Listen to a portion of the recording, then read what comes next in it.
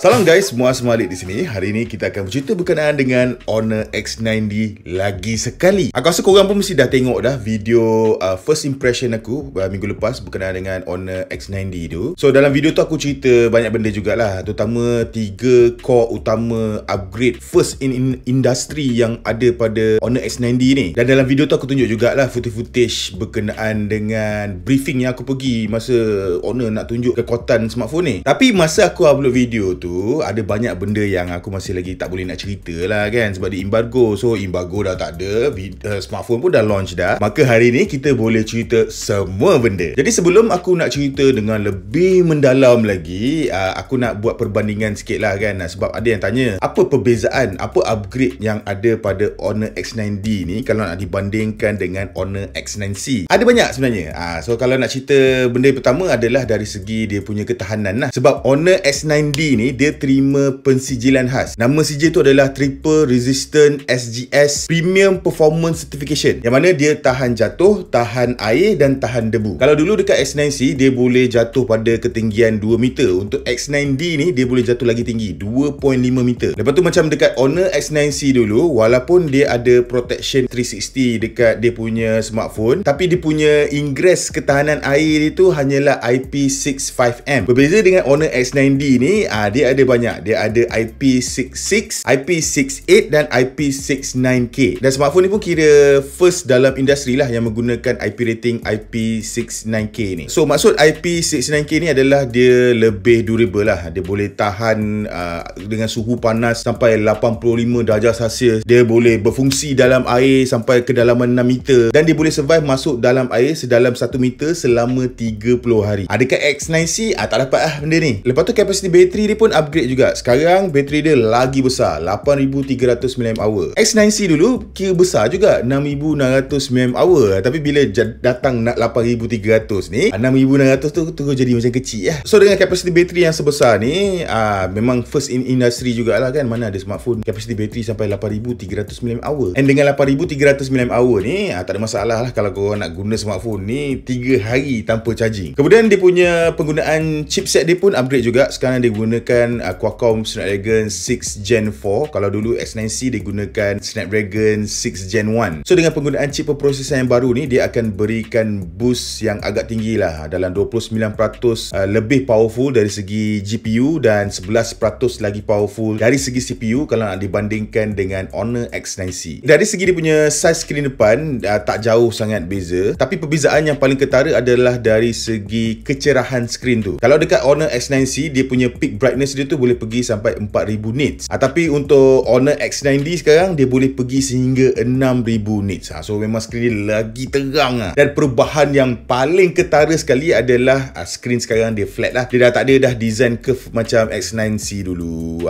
So kalau korang ni jenis suka smartphone yang flat punya skrin, dan ini adalah berita baik untuk korang. Dan last sekali, Honor X9D ni dia upgrade juga dari segi kekuatan speaker dia. So macam kalau dulu still dia punya speaker Honor claim boleh pergi sampai 300% kan volume dia naik. Tapi dekat Honor X9D ni dia boleh pergi lebih jauh lagi, 400%. Dan dia gunakan speaker dual bass. So maksudnya audio tu akan jadi lebih punchy lah bila didengar. So jangan tanya aku lagi dah apa perbezaan Honor X9C, Honor X9D, CD.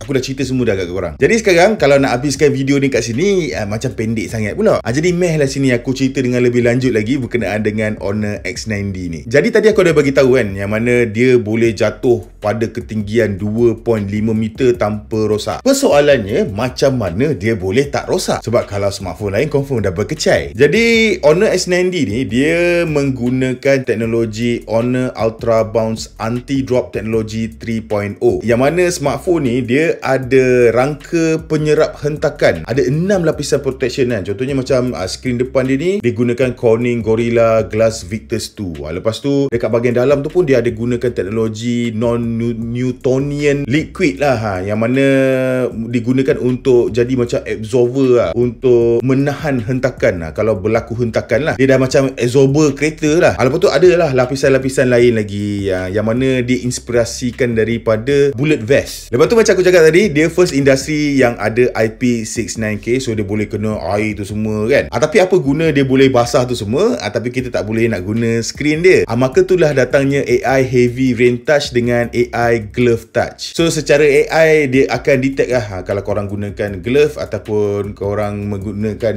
dalam keadaan dia basah. Dan dia juga ada fungsi drainage and dust removal lah, yang mana dia akan gunakan gegaran volume untuk keluarkan habuk-habuk pada lubang speaker dekat bawah dengan atas ni. So benda ni dia lebih kepada extra protection lah, supaya smartphone korang tak senang rosak. Dan kalau kita nak cerita dengan lebih panjang lagi berkenaan dengan dia punya capacity bateri dia yang gegasi tu, yes, 8300 mAh. Kalau korang tanya pelik kenapa, macam mana dia boleh bateri tu besar tapi design kecil macam ni, jawapan aku sebenarnya tak pelik mana pun. Sebab Honor adalah antara company yang implement penggunaan teknologi silicon carbon. Dan menurut Honor juga, diorang berjaya untuk crack the code lah, macam mana untuk densekan capacity bateri tu dalam ruangan yang sangat kecil lah. Benda ni, teknologi ni diorang dapat masa diorang buat Honor Magic V5 hari tu. So walaupun 8300 mAh, dia memang sangat nipis, 7.76 mm saja. Untuk pengejasan dia menyokong 66 watt Honor Supercharge. Dan kalau korang tertanya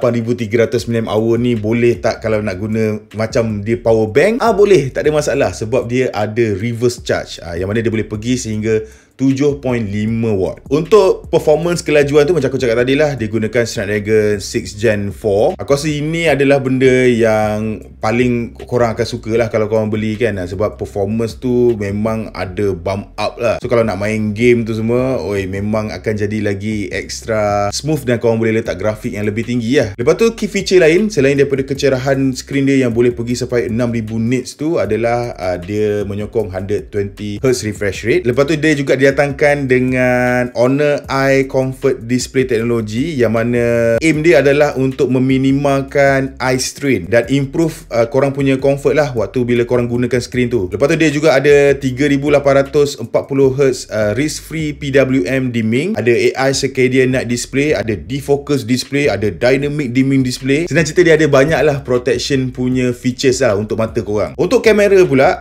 kamera utama dia menggunakan 108 megapiksel dengan sensor yang besar jugalah, 1/1 6.7 inch, dan digunakan juga teknologi 9-in-1 pixel binning untuk prestasi low light yang lebih baik lah. Dan dia punya kamera utama ni pun ada fungsi OIS dan EIS, so video, gambar malam tu semua akan lebih stabil lah. Dan bercakap berkenaan dengan kamera ni juga, teknologi AI, contohnya macam AI Cutout, AI Upscale, AI Eraser tu semua masih lagi ada. Korang boleh gunakan lah dekat Honor S90 ni, sebab dia menggunakan sistem operasi yang paling latest lah daripada Honor. To be specific, dia menggunakan Magic OS 9.0 on top of Android 15. Dan dalam Magic OS 9.0 ni pun korang boleh lah guna macam AI call translation, korang boleh guna AI Honor Notes untuk jot down bila meeting ke, bila korang pergi kuliah ke. Kuliah lama tak dengar perkataan tu. And then korang juga boleh gunakan lah fungsi macam Magic Portal 2.0. Jadi Honor S90 ni dijual pada tanda harga jualan yang sama dengan yang sama macam tahun lepas, maksudnya tak naik harga, iaitu pada RM1,499 untuk model 256GB